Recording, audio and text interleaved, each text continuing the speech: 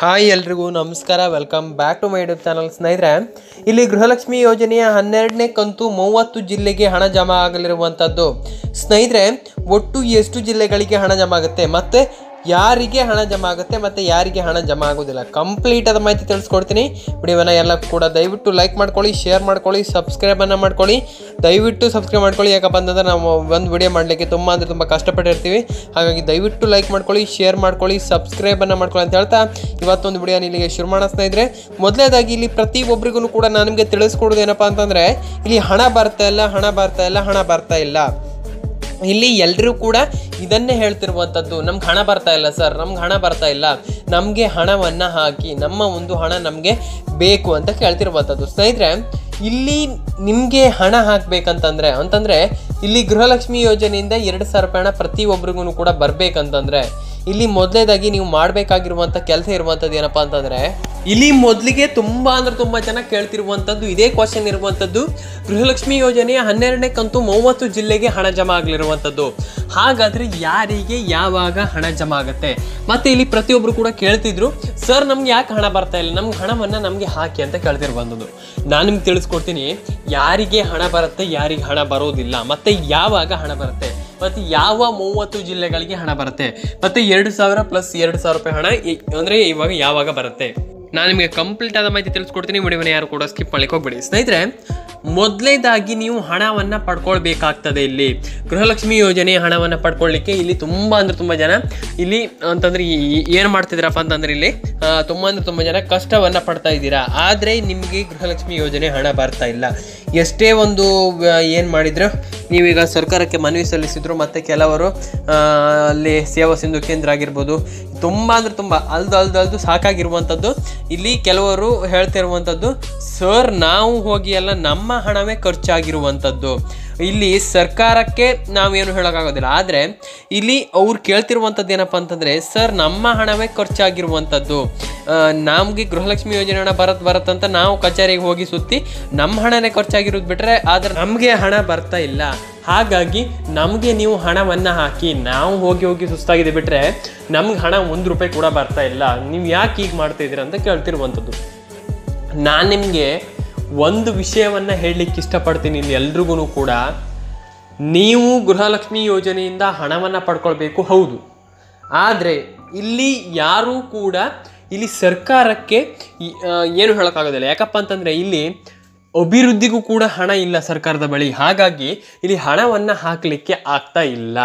ಹಾಗಾಗಿ ಇಲ್ಲಿ ನಿಮಗೆ ಹಣ ಬರೋದು ಸ್ವಲ್ಪ ಲೇಟ್ ಆಗುತ್ತೆ. ಯಾಕಪ್ಪ ಅಂತಂದರೆ ನೀವೆಲ್ಲರೂ ಕೂಡ ಸ್ವಲ್ಪ ಪೇಷನ್ಸಿಂದ ಕಾಯಬೇಕಾಗ್ತದೆ.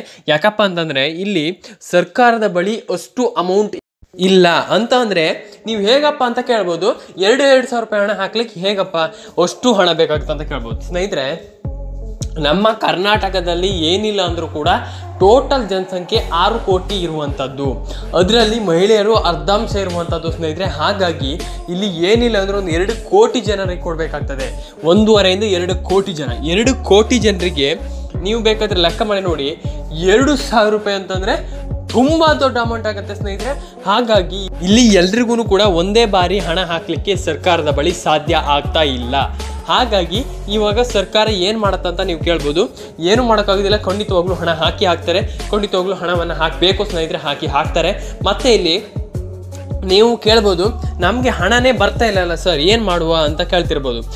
ಹಾಗಾದರೆ ನಿಮಗೆ ಹಣ ಬರ್ತಾ ಇಲ್ಲ ಅಂತ ಅಂದರೆ ನೀವು ಸ್ವಲ್ಪ ಪೇಷನ್ಸಿಂದ ವೆಯ್ಟ್ ಮಾಡಬೇಕಾಗ್ತದೆ. ಎಲ್ರಿಗೂ ಕೂಡ ಹಣ ಬರುವಂಥದ್ದು, ಅವ್ರಿಗೆ ಹಣ ಬರೋದಿಲ್ಲ, ಇವ್ರಿಗೆ ಹಣ ಬರೋದಿಲ್ಲ, ಅವರಿಗೆ ನಿಂತು ಹೋಗುತ್ತೆ, ಆ ರೀತಿ ಏನೂ ಇಲ್ಲ ಸ್ನೇಹಿತರೆ. ಒಂದನ್ನು ನೆನಪಲ್ಲಿ ಇಟ್ಕೊಳ್ಳಿ, ಎಲ್ರಿಗೂ ಕೂಡ ನಿಮ್ಗೆ ಇಲ್ಲಿ ಹಣ ಬರುತ್ತೆ. ಅವರಿಗೆ ಹಣ ಬರೋದಿಲ್ಲ, ಇವ್ರಿಗೆ ಹಣ ಬರೋದಿಲ್ಲ, ಆ ರೀತಿ ಏನೂ ಇಲ್ಲ. ಎಲ್ಲರೂ ಕೂಡ ಹಣವನ್ನು ಪಡ್ಕೊಳ್ಬೋದು. ಎಲ್ಲರೂ ಕೂಡ ಇಲ್ಲಿ ನೀವು ಏನು ಸರ್ಕಾರದ ಒಂದು ಹಣವನ್ನು ನೀವು ಪಡ್ಕೊಳ್ಬೋದು, ಸದುಪಯೋಗ ಮಾಡ್ಕೊಳ್ಬೋದು. ಆದರೆ ಇಲ್ಲಿ ನೀವು ಮಾಡಬೇಕಾಗಿರುವಂಥ ಕೆಲಸ ಇರುವಂಥದ್ದು ಸ್ನೇಹಿತರೆ, ಸುಮ್ಮನೆ ನಿಮ್ಗೆ ಹಣ ಬರೋದಿಲ್ಲ. ಇದನ್ನು ನೆನಪಲ್ಲಿ ಇಟ್ಕೊಳ್ಳಿ. ಎಲ್ಲರೂ ಕೂಡ ನೀವು ಹಣವನ್ನು ಪಡಿಬೇಕು, ಹಣವನ್ನು ನಿಮ್ಮ ಒಂದು ಗೃಹಲಕ್ಷ್ಮಿ ಯೋಜನೆಯಲ್ಲಿ ಹಣವನ್ನು ಮಾಡ್ಕೊಳ್ಬೇಕು ಅಂತ ಅಂದರೆ ನನ್ನ ಮಾತನ್ನು ಖಂಡಿತವಾಗಿ ನೀವು ಕಂಪ್ಲೀಟಾಗಿ ನಾನು ಹೇಳುವಂಥ ಸ್ಟೆಪ್ಸನ್ನು ತಿಳ್ಕೊಳ್ಳಿ ಸ್ನೇಹಿತರೆ. ಹಾಗಾದರೆ ಏನು ಸ್ಟೆಪ್ಸ್, ಇದನ್ನು ನಾನು ನಿಮಗೆ ತಿಳಿಸ್ಕೊಡ್ತೀನಿ ಕೇವಲ 2 ನಿಮಿಷದಲ್ಲಿ. ಸ್ನೇಹಿತರೆ, ಮೊದಲನೇದಾಗಿ 1 ನಿಮಿಷದಲ್ಲಿ ನನಗೆ ತಿಳಿಸ್ಕೊಡ್ತೀನಿ ಒಂದೊಂದು ಸ್ಟೆಪ್ಪು. ಸ್ನೇಹಿತರೆ, ಒಟ್ಟು 4 ಸ್ಟೆಪ್ಸ್ ಇರುವಂಥದ್ದು. NCPI mapping. ಮೊದಲನೇದಾಗಿ NCPI ಮ್ಯಾಪಿಂಗ್ ಅನ್ನುವಂಥದ್ದು ಎಲ್ಲರೂ ಕೂಡ ಮಾಡಬೇಕಾಗಿರುವಂಥ ಕೆಲಸ. NCPI ಮ್ಯಾಪಿಂಗ್ ಅನ್ನುವಂಥದ್ದು ಏನಂತ ನೀವು ಕೇಳ್ಬೋದು. NCPI ಮ್ಯಾಪಿಂಗ್ ಅಂತಂದರೆ ನಿಮ್ಮ ಒಂದು ಏನು ಆಧಾರ್ ಕಾರ್ಡ್ ಮತ್ತು ರೇಷನ್ ಕಾರ್ಡ್ ಮತ್ತು ನಿಮ್ಗೆ NCPI ಮ್ಯಾಪಿಂಗ್ ಅಂತಂದರೆ ನೀವು ಅಲ್ಲಿ ಬ್ಯಾಂಕಲ್ಲಿ ಹೋಗ್ಬಿಟ್ಟು ಅಥವಾ ನಿಮ್ಮ ಒಂದು PDO ಕಚೇರಿಗೆ ಹೋಗ್ಬಿಟ್ಟು ಗ್ರಾಮ ಪಂಚಾಯತ್ಗೆ ಹೋಗ್ಬಿಟ್ಟು ನೀವು ಕೇಳಿದರೆ ನಿಮ್ಗೆ ಖಂಡಿತವಾಗ್ಲೂ NCPI ಮ್ಯಾಪಿಂಗನ್ನು ಮಾಡಿಕೊಡ್ತಾರೆ. ಖಂಡಿತವಾಗ್ಲೂ ನೀವು ಅದನ್ನು ಮಾಡ್ಕೊಳ್ಬೇಕಾಗ್ತದೆ, ಮಾಡಲೇಬೇಕು. ಯಾಕಪ್ಪ ಅಂತಂದರೆ ನೀವು ಇಲ್ಲಿ ಗೃಹಲಕ್ಷ್ಮಿ ಯೋಜನೆ ನಿಮ್ಗೆ ಹಣ ಬರಬೇಕಂತಂದರೆ ನೀವು NCPI ಮ್ಯಾಪಿಂಗ್ ಅನ್ನುವಂಥದ್ದು ಪ್ರತಿಯೊಬ್ಬರು ಕೂಡ ಮಾಡ್ಕೊಳ್ಬೇಕಾಗ್ತದೆ. NCPI ಮ್ಯಾಪಿಂಗನ್ನು ಎಲ್ಲರೂ ಕೂಡ ಮಾಡ್ಕೊಳ್ಳಿ ಸ್ನೇಹಿತರೆ. ಅದಾದ ಮೇಲೆ ಇನ್ನೊಂದು ಏನಪ್ಪ ಅಂತ ನೀವು ಕೇಳ್ಬೋದು. ಇಲ್ಲಿ ಎರಡನೇದು ಬಂದ್ಬಿಟ್ಟು Aadhaar card, ration card, PAN card update. Aadhaar card, ration card, PAN card update ಏನಂತ ನೀವು ಕೇಳ್ಬೋದು. ಸ್ನೇಹಿತರೆ, ಆಧಾರ್ ಕಾರ್ಡ್, ಇವಾಗ ರೇಷನ್ ಕಾರ್ಡ್, ಪಾನ್ ಕಾರ್ಡ್ ಎಲ್ರಿಗೂ ಕೂಡ ಗೊತ್ತಿರುವಂಥ ವಿಷಯ. ಯಾಕಪ್ಪ ಅಂತಂದರೆ ಎಲ್ಲರ ಮನೆಯಲ್ಲಿ ಈ ಒಂದು 3 ಕಾರ್ಡ್ಗಳು ಇಲ್ಲ ಅಂತಂದರೆ ಯಾರಿಗೂ ಹಣ ಬರೋದಿಲ್ಲ. ಹಾಗಾಗಿ ಆ ಒಂದು ಹಣವನ್ನು ಅಂತಂದರೆ ಇಲ್ಲಿ ನೀವು ಪಡ್ಕೊಳ್ಬೇಕಂತಂದರೆ ಏನು ಗೃಹಲಕ್ಷ್ಮಿ ಯೋಜನೆ ಹಣ ಪಡ್ಕೊಳ್ಬೇಕಂತಂದರೆ ನೀವು ಆ ಗೃಹಲಕ್ಷ್ಮಿ ಯೋಜನೆಯ ಒಂದು ಫಲಾನುಭವಿಗಳು ಆಗಬೇಕಂತಂದರೆ ನಾನು ಹೇಳುವಂಥ ಕೆಲಸವನ್ನು ಎಲ್ಲರೂ ಕೂಡ ಮಾಡ್ಕೊಳ್ಬೇಕಾಗ್ತದೆ. ಏನಪ್ಪ ನಾನು ಹೇಳುವಂಥ ಕೆಲಸ ಅಂತ ನೀವು ಕೇಳ್ಬೋದು. ಮಿನಿಮಮ್ ಆಗಿ ಎಲ್ಲರೂ ಕೂಡ ಇಲ್ಲಿ ನಾನು ಖಂಡಿತವಾಗಿ ತಿಳಿಸ್ಕೊಡ್ತೀನಿ. ಆರಾಮಾಗಿ ಎಲ್ಲರೂ ಕೂಡ ಈ ಒಂದು ಕೆಲಸವನ್ನು ಮಾಡಿ. ಏನಪ್ಪ ಅಂತಂದರೆ ಮೊದಲನೇದಾಗಿ ನಿಮ್ಮ ಒಂದು ಮೊಬೈಲ್ ನಂಬರ್ ಅಂತಂದರೆ ನಿಮ್ಮ ಒಂದು ಬ್ಯಾಂಕ್ ಅಕೌಂಟಲ್ಲಿ ಲಿಂಕ್ ಮಾಡ್ಕೊಂಡಿರಬೇಕು. ಇದನ್ನು ನಾನು ಮೊದಲಿಂದ ಹೇಳ್ತಾ ಇದ್ದೀನಿ. ಆದರೆ ಇಲ್ಲಿ ನಾನೀಗ ಎರಡನೇ ಸ್ಟೆಪ್ಪನ್ನು ತೆಗೆದುಕೊಂಡಿರುವಂಥದ್ದು. ಎರಡನೇ ಸ್ಟೆಪ್ಸ್ ಏನಪ್ಪ ಅಂತಂದರೆ ಇಲ್ಲಿ ನಿಮ್ಮ ಒಂದು Aadhaar card, ration card, PAN card ಅಪ್ಡೇಟನ್ನು ಆಗಲೇಬೇಕು.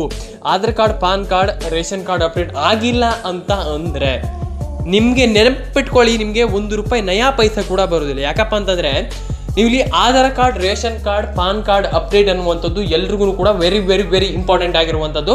ಹಾಗಾಗಿ Aadhaar card, ration card, PAN card update ಎಲ್ರಿಗೂ ಬರಬೇಕಂತಂದರೆ ಎಲ್ಲರೂ ಕೂಡ Aadhaar card, ration card, PAN card ಅಪ್ಡೇಟನ್ನು ಮಾಡ್ಕೊಳ್ಬೇಕಂತಂದರೆ ಎಲ್ಲರೂ ಕೂಡ ನೀವಿಲ್ಲಿ ಖಂಡಿತವಾಗಿ ಎಲ್ಲರೂ ಕೂಡ ನೀವು ನಿಮ್ಮ ಒಂದು ಸೇವಾ ಕೇಂದ್ರಗಳು ಏನಿರುತ್ತೆ ಆ ಒಂದು ಸೇವಾ ಕೇಂದ್ರಗಳಿಗೆ ಭೇಟಿ ಕೊಟ್ಟು ಅಂತಂದರೆ ಸೇವಾ ಕೇಂದ್ರಗಳಿಗೆ ಹೋಗ್ಬಿಟ್ಟು ನೀವಲ್ಲಿ ಸರಿ ಮಾಡ್ಕೊಳ್ಬೇಕಾಗ್ತದೆ. ಇಲ್ಲಿ ಎಲ್ರಿಗೂ ಕೂಡ ನಾನು ಹೇಳ್ತಿರುವಂಥದ್ದು ಅವ್ರಿಗೆ ಮಾತ್ರ ಇವ್ರಿಗೆ ಮಾತ್ರ ಆ ರೀತಿ ಏನೂ ಇಲ್ಲ. ಪ್ರತಿಯೊಬ್ಬರಿಗೂ ಹೇಳ್ತಿರುವಂಥದ್ದು ಎಲ್ಲರೂ ಕೂಡ ಅರ್ನಿಂಗನ್ನು ಮಾಡಬೇಕು, ಎಲ್ಲರೂ ಕೂಡ ಹಣವನ್ನು ಸಂಪಾದಿಸಬೇಕು. ಅಂತಂದರೆ ನೀವು ಗೃಹಲಕ್ಷ್ಮಿ ಯೋಜನೆ ಒಂದು ವತಿಯಿಂದ ನೀವು 2,000 ರೂಪಾಯಿ ಹಣವನ್ನು ಪಡ್ಕೊಳ್ಬೇಕು ನೀವು ಅಂತಂದರೆ ನೀವಿಲ್ಲಿ ಖಂಡಿತವಾಗಿ ಎಲ್ಲರೂ ಕೂಡ ನಾನು ಹೇಳುವಂಥ ಕೆಲಸವನ್ನು ಮಾಡಿ. ಇದು ಎರಡನೇ ಸ್ಟೆಪ್ಸ್. ಇನ್ನು ಮೂರನೇ ಸ್ಟೆಪ್ ಏನಪ್ಪ ಅಂತಂದರೆ ನಿಮ್ಮ ಒಂದು ಏನು ಸರ್ಕಾರದ ಒಂದು ಆದೇಶ ಏನಪ್ಪ ಅಂತಂದರೆ ಇಲ್ಲಿ ರೇಷನ್ ಕಾರ್ಡ್ ತಿದ್ದುಪಡಿಯನ್ನು ಎಲ್ಲರೂ ಕೂಡ ಮಾಡ್ಕೊಳ್ಬೇಕಾಗ್ತದೆ. ಇದು ಸುಲಭ, ಎಲ್ಲಕ್ಕಿಂತ ಇದು ಬೆಸ್ಟ್ ಅಂತಲೇ ಹೇಳ್ಬೋದು. ಯಾಕಪ್ಪ ಅಂತಂದರೆ ಇದು ವೆಬ್ಸೈಟಿಂದನೇ ಮಾಡ್ಬೋದು. ನೀವು ವೆಬ್ಸೈಟಿಂದನೇ ಮಾಡ್ಬೋದು. ಅದಕ್ಕೆ ಒಂದು ಹೊಸದಾದ ವೆಬ್ಸೈಟನ್ನು ಸರ್ಕಾರ ರಚನೆ ಮಾಡಿರುವಂಥದ್ದು. ಹಾಗಾದರೆ ಆ ವೆಬ್ಸೈಟ್ ಯಾವುದಪ್ಪ ಅಂತಂದರೆ ಇಲ್ಲಿ ನೀವು ಅಲ್ಲಿ ಹೋಗಿಬಿಟ್ಟು ರೇಷನ್ ಕಾರ್ಡ್ ತಿದ್ದುಪಡಿ ಅಂತ ನೀವು ಅಲ್ಲಿ ಗೂಗಲಲ್ಲಿ ಹೋಗಿ ಹೊಡೆದ್ರೆ ಖಂಡಿತವಾಗಿಯೂ ರೇಷನ್ ಕಾರ್ಡ್ ತಿದ್ದುಪಡಿಯನ್ನು ನೀವು ಮಾಡ್ಕೊಳ್ಬೋದು. ಖಂಡಿತವಾಗಿ ಎಲ್ಲರೂ ಕೂಡ ನೀವು ಇಲ್ಲಿ ರೇಷನ್ ಕಾರ್ಡ್ ತಿದ್ದುಪಡಿಯನ್ನು ಮಾಡಿಕೊಂಡು ಖಂಡಿತವಾಗಲೂ ನೀವು ಹಣವನ್ನು ನೀವಿಲ್ಲಿ ಏನೋ ನಿಮ್ಮ ಒಂದು ಗೃಹಲಕ್ಷ್ಮಿ ಯೋಜನೆ ಹಣವನ್ನು ಇದ್ರ ಮುಖಾಂತರನೂ ಕೂಡ ಪಡ್ಕೊಳ್ಬೋದು. ಏನಪ್ಪ ಅಂತಂದರೆ ರೇಷನ್ ಕಾರ್ಡ್ ತಿದ್ದುಪಡಿ ಮಾಡಿಕೊಂಡು ನೀವು ಕರೆಕ್ಟಾಗಿ ಇಟ್ಕೊಂಡಿದ್ದೀರ ಅಂತಂದರೆ ರೇಷನ್ ಕಾರ್ಡನ್ನು ಖಂಡಿತವಾಗಲೂ ನೀವು ಹಣವನ್ನು ಪಡ್ಕೊಳ್ಬೋದು. ಇದು ಮೂರನೇ ಸ್ಟೆಪ್. ಇನ್ನು ನಾಲ್ಕನೇ ಸ್ಟೆಪ್ಸ್ ಏನಪ್ಪ ಅಂತಂದರೆ ಆಧಾರ್ ಕಾರ್ಡ್ ಸೀಡಿಂಗ್. ಇದು ಏನಪ್ಪ ಅಂತ ನೀವು ಕೇಳ್ಬೋದು. ಇಲ್ಲಿ ನಾನು ನಿಮಗೆ ತಿಳಿಸ್ಕೊಡ್ತೀನಿ. ಆಧಾರ್ ಕಾರ್ಡ್ ಸೀಡಿಂಗ್ ಅಂತಂದರೆ ಇಲ್ಲಿ ಆಧಾರ್ ಕಾರ್ಡ್ ಸೀಡಿಂಗನ್ನು ಮಾಡೋದು ಹೇಗೆ, ಇಲ್ಲಿ ಪ್ರತಿಯೊಬ್ಬರು ಕೂಡ ಕ್ವಶನ್ ಬರುತ್ತೆ. ನಂಗೆ ಗೊತ್ತು ನೀವು ಕ್ವಶನನ್ನು ಮಾಡ್ತೀರಾ.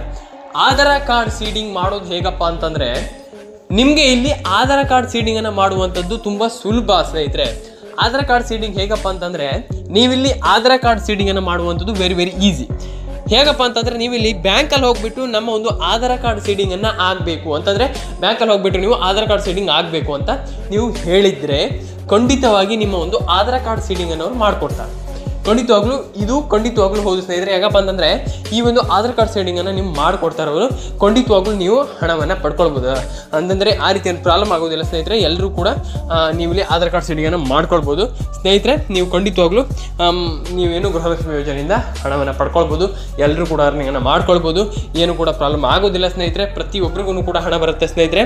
ಹಾಗಾಗಿ ಹೇಳ್ತಿರುವಂಥದ್ದು ಸ್ನೇಹಿತರೆ. ಹಾಗಾಗಿ ವಿಡಿಯೋ ಇಷ್ಟ ಅದನ್ನು ದಯವಿಟ್ಟು ಲೈಕ್ ಮಾಡ್ಕೊಳ್ಳಿ. ಚಾನಲ್ಗೆ ಸಬ್ಸ್ಕ್ರೈಬ್ ಆಗಿಲ್ಲ ಅಂತಂದ್ರೆ ದಯವಿಟ್ಟು ಸಬ್ಸ್ಕ್ರೈಬ್ ಮಾಡ್ಕೊಳ್ಳಿ ಅಂತ ಹೇಳ್ತಾ ಸಿಗೋಣ ಮುಂದಿನ ವಿಡಿಯೋದಲ್ಲಿ ಸ್ನೇಹಿತರೆ. ಲೈಕ್ ಮಾಡಿ, ಶೇರ್ ಮಾಡಿ, ಸಬ್ಸ್ಕ್ರೈಬನ್ನು ಮಾಡ್ಕೊಳ್ಳಿ ಅಂತ ಹೇಳ್ತಾ ಸಿಗೋಣ ಮುಂದಿನ ವಿಡಿಯೋದಲ್ಲಿ ಸ್ನೇಹಿತರೆ. ಎಲ್ರಿಗೂ ವಿಡಿಯೋ ನೋಡಿದ್ದಕ್ಕಾಗಿ ಥ್ಯಾಂಕ್ ಯು.